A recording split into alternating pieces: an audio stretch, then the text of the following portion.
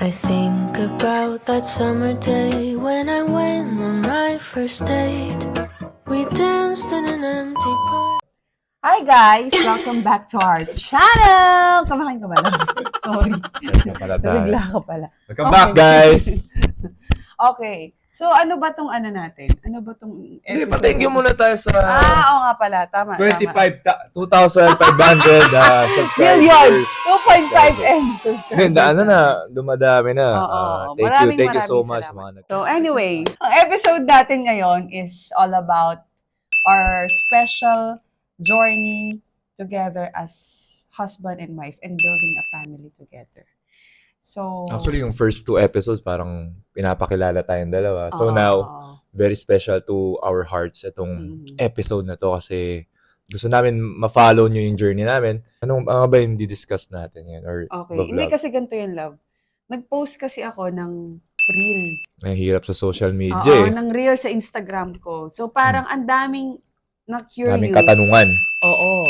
Sa Instagram and Facebook, ang daming nagme-message sa akin. So we came up to an idea na mag-vlog kami about this process and tatanggap kami ng top 5 questions. Top 5 questions. Ganun karami ang nagtanong.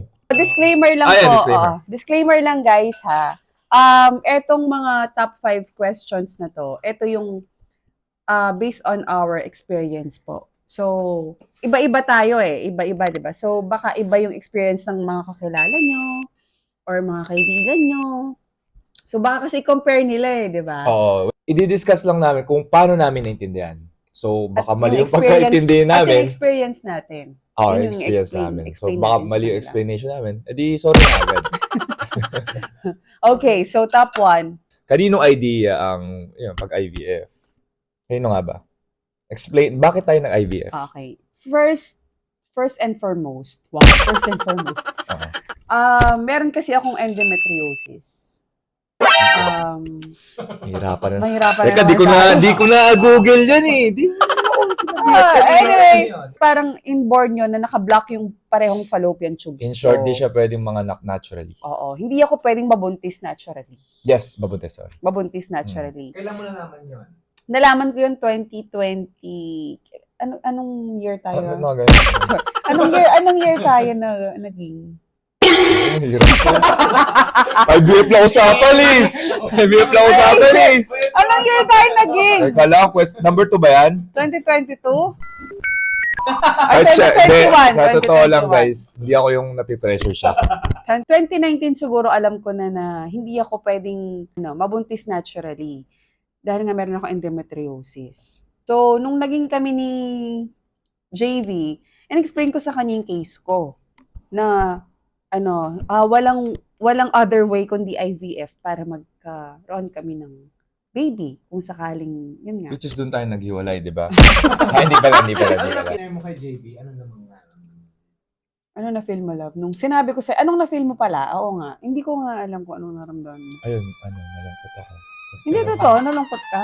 Hindi totoo nga. Hindi ko nga kasi alam. Pero sinabi ko yun sa'yo, di ba? Nung ginugol ko siya, mahal daw. Alam mo, napaisip ako. Ano na kaya? Hindi, sa totoo lang. Hindi more sa akin, more sa'yo. Parang, mas inintindi ko nung nafe-feel mo. Nafe-feel ko talaga. Hindi, joke lang. Yung nafe-feel mo. Parang naano ka ba? No? Medyo may konting shock? Or parang, teka, Ano ba medyo matagal mo ba na-absorb? Or parang medyo na-absorb mo na agad? Nung time na yun, kasi medyo may background, hindi naman background, or nabasa ko briefly yung IVF. So may knowledge na ako at papal. Pero hindi ko alam yung yung ganyang ka-detailed. Lalo na yung sa niya. So yung endometriosis. Okay, So feeling ko wala naman, parang walang dating sa akin. Kailan kayo nag-start mag-plan? And may timeline ba kayo? So ang naging ang thinking process namin or yung timeline. So nag-propose ako, kinasal kami. So I think after nung kinasal kami, doon talaga nag-start talaga to really go into details kung paano namin papasukin tong IVF. So, tapos, yun na nga, which is kailangan namin ng pera. So, kinasal kami, kailangan din namin ng pera. So, yung pag-propose ko, kailangan ko ng pera. Kailangan mo ng pera. Kailangan ko ng pera. Tsaka yung wedding kailangan niya ng pera. to answer, so ito, I mean, medyo mahaba yung sagot namin, pero, well, case-to-case basis din kasi. Talagang, Ang dami kailangan i-consider. dami Yeah. kailangan i-consider, lalo na, financially, dapat stable ka Stable, talaga. yes. Talagang, pinaglaanan mo ng pera kasi, Mm-mm. hindi siya biro eh. So, talagang, tapos expectations pa, before going through the journey, yung expectation mo, paano pag ginubo? Mm. 'Di ba? May ganun eh. Talagang it takes parang emotionally lahat eh. Lahat kukunin sa'yo nitong etong journey na to eh. So, yun. Okay, so third question, guys. Eto na. Ano daw yung naging process namin sa IVF journey namin? So, ang first step namin is yung laparoscopy na ginawa sa akin. Ang step 2 is, chinek yung sperm count niya. And chinek naman din kung ilan yung eggs ko. Oo, gano'n ako per kill. Tapos, third step, egg retrieval. So, yun yung pag-harvest na ng egg sa Oo, akin. kasi nga nag-inject ka na ng mga ano. Oo. Nag-inject Napakita din na ako ng natin mga dito. gamot. Oo. Ayan. Papakita sa video kung ano yung mga pinagdaanan kong So, pag-i-inject sa sarili ko. Oo, Yan. sarili mo, di ba? Kung okay lahat, yan nga, proceed to step 4, which is the embryo na. Pag malalaman mo na kung ilan yung mga nabuo. And then step 5, yun na yung last process, which is the embryo transfer na.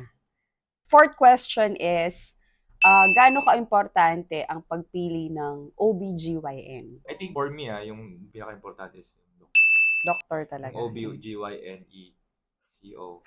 Hindi, kasi siya yung mag-guide sa'yo throughout your journey. Hanggang sa mga anak ka. Yun, very important na may malasakit. So, paano niya nahanap? Nakapili ako ng sarili kong OBGYN na parang infertility doctor kasi kung tawagin, no, sila. Through referral ng kaibigan. So, napili si Doc Ann. Kasi meron din akong friend, which is sa kanya na din nag-try mag-IVF before. Tapos sa kanya rin nagpapa-egg harvest, ganyan. So, yun nga, parang sinabi sa akin, try mo siya, be. Kasi sabi, worth it. Tapos magaling, ganyan. Reasonable yung price niya. So, sabi ko, sige nga, try namin. So, first appointment ko with doktora, sobrang gaan na ng loob ko sa kanya. As in, sobrang bait. Parang barkada mo lang kausap. Hindi yung typical na, very professional na doktor na yung mga sinuunang panahon. Oo, tsaka well, yun din nga sasabihin ko yung siguro malaking part nun yung anong attitude or anong trato sa'yo ng doktor. Hindi lang, 'di ba, parang patient to to doctor. Siya parang may yung may concern, may concern. care, May malasakit talaga may sa malasakit. amin. Oo. Saka, pero yung throughout the whole journey talaga, wala akong masabi kay Doc Ann. Very hands-on siya sa akin. May mga questions or may mga panic attacks, anxiety. Kahit si late night Micah. na, te-text ko yan, magre-reply pa rin sa akin. Oo. Siguro very important na maging komportable ka sa Tama. OBGYN mo. Para at least yung buong journey ng IVF mo is, syempre, maging smooth din lahat. I think referrals are good, pero at the same Yes. time, yung Yung feeling sarili mo, yung mo. gut feeling mo sa doctor. So, OBGYNE, Okay, so this is the last question. Pero, ano na to? Take 2 na to. Take 2 na to, guys. Kasi na-delete, hindi naman na-delete. Walang audio yung... Nag-empty yung mic ni Direk. Ito talaga ang mga problem ng mga vloggeries. As a new, mga beginner na vloggeries. Sayang, Pero okay lang, sayang. umiyak doon si Micah, napakita natin dito na umiyak ka. Talagang raw emotions. Pero, ganun talaga. Wala, na-delete, sayang. Ganun talaga. Anyway, Last question ito. last question. Oo. Or advice sa mga gustong mag-take ng journey ng IVF process. Una-una, be prepared. Be prepared lahat ng aspect ng buhay, financially, emotionally, spiritually, and syempre physically. Next naman is lower expectation. Talagang, I think, ilang percent? 60% lang. 60%, Ang yes. chance para mabuntis Maging positive. or kumapit talaga si baby para sa IVF. Kami nga, going to the journey, sabi ko nga, expect natin na uulit tayo. Diba? Sabi ko sa'yo. Pero yun nga, talagang try lang. Be hopeful, be positive, be optimistic. Talagang carry this with the joy in your heart. Kung anong ibigay ni Lord. Kung ito bang time na to or hindi pa next, try lang ng try. Pero sabi ko nga, lower expectation na baka hindi pa, kunyari, mag-positive siya sa PT test, pregnancy test. wala pa yon. So, wag ka pa mag-expect na, okay, ano na to, baby boy, baby girl na. Hindi pa. At least tapos na yung 12 weeks, di ba? Yun talaga, 12 mababa na weeks, yung, yeah. chance to of have miscarriage. So, yun lang as a husband. Okay, so as a wife naman yon. So, be 101% prepared. Spiritually, mentally, physically, emotionally, lahat ng kailangan prepared kayo, guys. Kasi sobrang hirap. Kasi kung anong mga ginagawa mo dati, ano man yan, workout, workaholic ka, yung lifestyle mo mag-iiba ng 360 degrees. Sabi ko nga dun sa Mag-iiba yung buhay nyo. As in, the whole day kasi wala talaga ako sa bahay. The whole day wala ako sa bahay. Parang gabi na lang din kami nakikita ni JV minsan sa house. So, you have really to be prepared 101% the whole you. Prepared ka talaga dapat. At saka, syempre, yung support din ng partner mo sa buhay, kailangan 101%. Kasi siya yung mag-carry lahat ng burden mo. Sa version na yan, si Jimmy. Siya yung mag-carry ng burden mo. ikaw biyak eh. Take 2 ko Love! Kaya, manood. kaya thankful ako kay JV kasi, yun nga, nandun siya lagi para sa akin. Kahit anumang topak ang meron ako ngayon at imbalances na nararamdaman ko, andyan siya lagi para i-support. Tsaka, i-feel good ako. Hindi ko nga, siguro sa ibang mga babae, mas madali.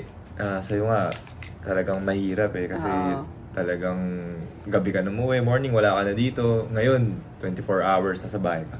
Diba? Talagang mahirap. Pero just thankful din ako sa'yo na nandyan baby boy or girl natin. Hindi natin malalagaan mo. So, yun, we're really, bago matapos itong vlog na to, talagang we're really hopeful, looking forward, optimistic. Yes, positive. Positive. Yun talaga ang pinakamaganda, Yes. no? Positive. Maging positive ka, positive ang Positive test. lahat. Oo. To end this vlog, guys, looking forward kami, of course, sa kung ano man magiging result ng IVF journey namin. And of At syempre, course, oo. isasama namin kayo sa next vlog namin. Dadalawin si Doc. Nadalawin si Doc. And pupuntahan- i-check na pupunta talaga ng kung hospital. okay na ba, kung may buntot na yung bata. Yes, yan. Abangan nyo guys, sama namin kayo. Talagang part kayo ng journey namin. And hopefully, thank you sa, pag-subscribe. And syempre, nababasa namin yung mga comments nyo whether sa YouTube, dito sa mga social media namin. And ano pa, if may gusto pa kayong malaman sa amin or gusto pa kayo i-vlog namin, just comment down below. And syempre, don't forget to subscribe and hit the bell button. Yeah. So yun guys, and this is Micah. And this is JV. And pagod where si is Micah. Milka? And Milka starred na kasi take 3 Pagod na. si Milka. Okay, And we are the Mocha